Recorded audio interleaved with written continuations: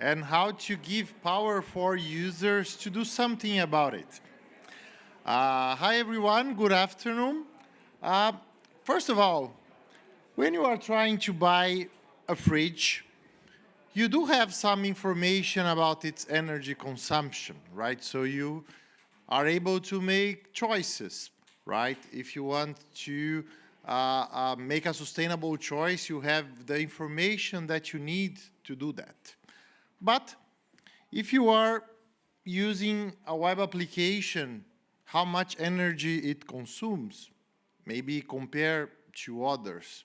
Nowadays, we are completely blind about this. We have no idea how much energy it is consuming, right? But then you should ask, do I really need to care about this? Is this really something that me as a user should be aware or worry about?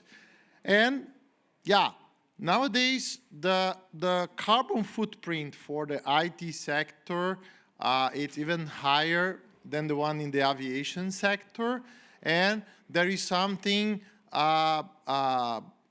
even more concerning is that it's not only higher, but it's growing, right? I think everybody's following this new AI revolution, and we know that this AI consumes a lot of energy, right? So then, yes, we need to care about this. We need to worry.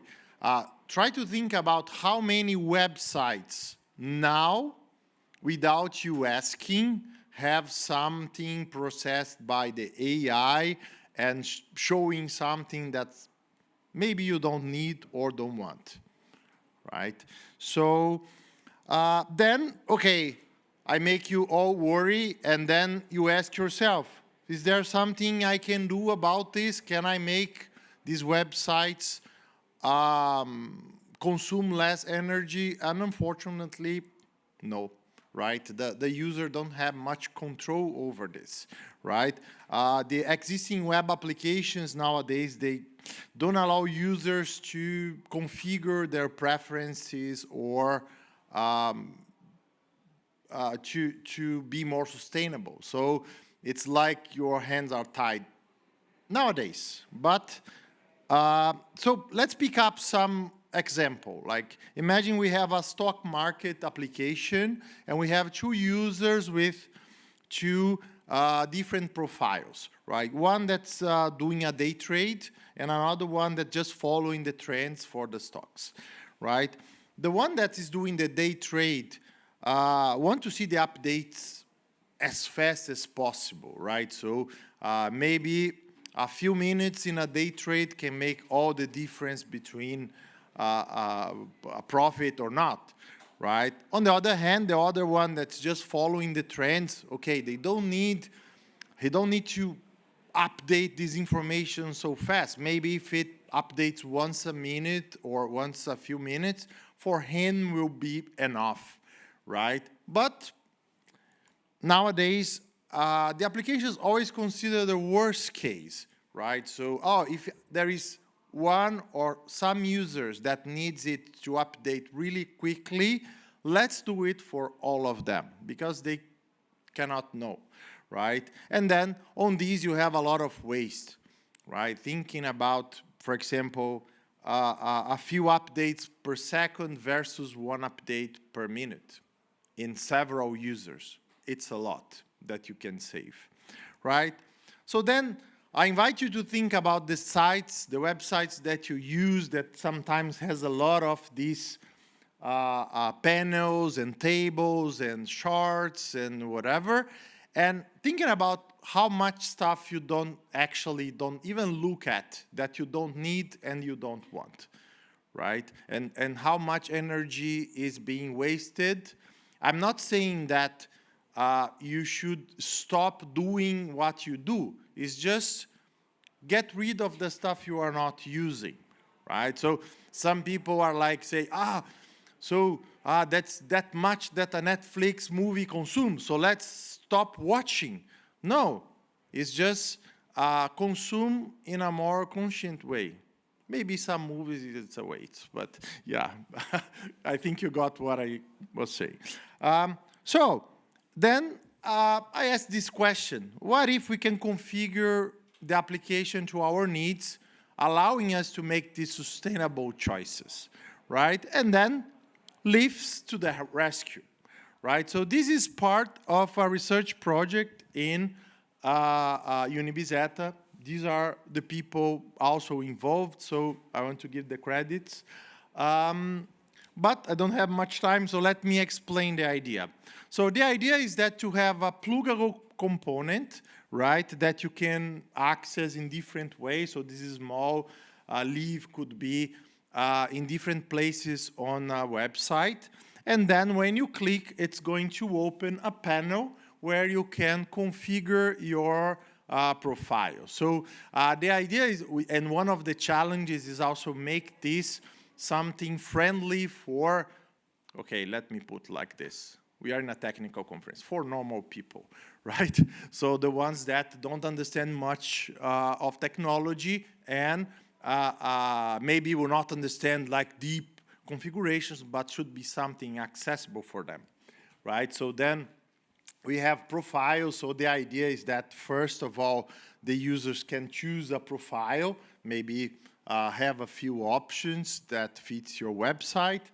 And then we have a panel with information like we can provide information about sustainability, because when I talk about this project with many people, like, what is this green software? Is this exist? Is this a thing? Right? So many people don't even know or think about this. So they're increasing the awareness about this is also important.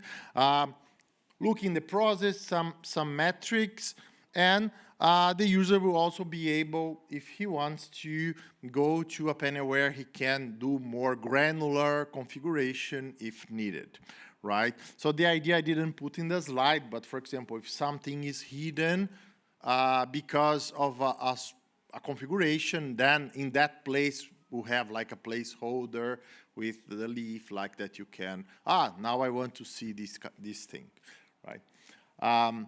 Yeah, so then some of the things that we can do is like maybe remove panels that the user don't want to, change the update rate of tables and charts, and even configure and processing and functionality. Like maybe I still see some table, but maybe I don't need all the information. Maybe some of the information there is requires some additional processing that maybe I not always want to see or need to see, right? So, to make this happen, we have two pillars. The first one should be easy to implement, okay? Who here works in companies that are always running against time to more and more things and more quality attributes to attend.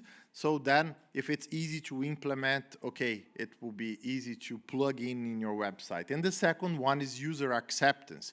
So all of this is based on the fact that the users who want to configure this. So let's take a look. We did a user acceptance study with a few users that will have access to the interface. Some of the results very encouraging is that these ideas have a high acceptance from the users. They would be willing to use this if the website provide. They also considering a highlight the learning about sustainability. They found interesting to be able to increase their own awareness and understand better how this works. And but some let's say some negative things is like some doubts about the compatibility of the solution on all websites they use, and also about their own capacity of doing this kind of configuration their own. And about the easiness to implement, we did some work more on the back-end part to create a framework. We have the Sphinge framework, it's an open source. What is this umbrella? It's because an umbrella project that has many frameworks inside, and then Green Sphinge is one of them. And the idea is that we use some declarative annotations to mark the features that we can switch off, for example, right? And then we can also make the estimation of energy consumption. So the idea is that there are some frameworks that it's not fully automated right now, but there are some ways to estimate how much a code can spend on energy, because we don't want to measure the actual energy saving, spending more energy than we are saving. So I think an estimation is sometimes good enough. And so then we can also do that to have an idea on how much we are saving. All the configurations are centralized, and we use a dynamic proxy to wrap the classes. So basically, you just need to care about this in one point of your code, and then it's going to work. So basically, if you switch off a configuration, it will be switched off in all parts of your code that you configure that label. We did also some experiment with developers using and not using this for implementing this kind of feature. We saw that the complexity of our solution was lower because avoided having some conditionals, and the implementations were all also more uniform, because the other ones, each one follow a different direction, and the ones that use the framework kind of follow the same standard.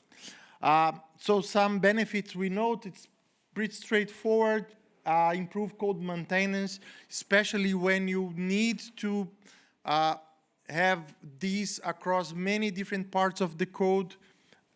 It's good, but okay, as all solutions has a learning curve, and sometimes it's more simple to just put a conditional, because all programmers know how to do that. And what's next? The idea now is to integrate these two parts, right? So we are going to, the leaf now is just like, let's say, the design of the solution, and the idea now is to have an API that any solution in the front end can talk with any solution in the front end that deals with that. So that means that the idea is that leaves will be just a proof of concept, so you can build your own and even interact using this API, and also do more studies to measure this impact on more realistic settings, also evaluating how hard it was to integrate the solution into the application. That's it. Thank you very much.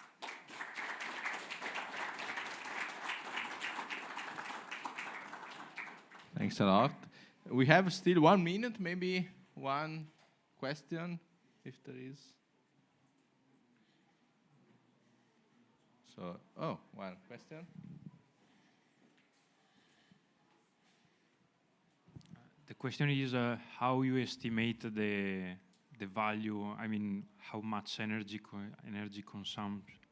consumption use a specific part of the code? Currently, we are using, there is a tool, our solution is for Java, that we have some tests that exercise that code, and then these two kind of perform an estimation. But the idea is that at runtime, it's not going to be a measurement. It's going to be something fixed as an estimation. So the idea is that you will also be free to do these calculations in the way you prefer to do and put it there. So it will be two independent things.